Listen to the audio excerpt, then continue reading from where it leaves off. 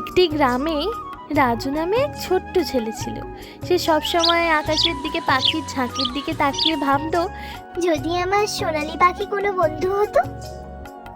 এক ভোরবেলা রাজু মাঠে খেলতে গিয়ে দেখলো এক ঝলমলে সোনালি রঙের কাক গাছের ডালে বসে আছে। কাকটি তার সাথে কথা বলল। আমি তোমার ইচ্ছার ফল রাজু, কিন্তু মনে রেখো লোভী হলে আমি উড়ে যাব। প্রথমে রাজু খুশি হলো। কাকটি প্রতিদিন তার জন্য একটু করে সোনার দানা ফেলতো। সেই দানা দিয়ে রাজু দরিদ্রদের সাহায্য করত। সবাই তাকে ভালোবাসতে শুরু করলো।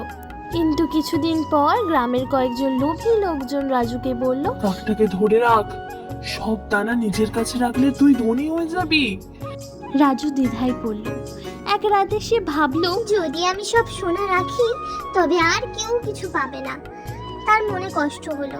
সকালে সে কাকটিকে বলল, তুমি উড়ে যাও, আমি চাই না লোভের জন্য তোমার স্বাধীনতা হারিয়ে যাক।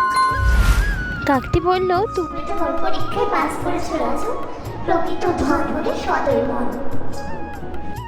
এই বলে কাকটি হাসলো আর ডানা মেলে মিলিয়ে গেল আকাশে।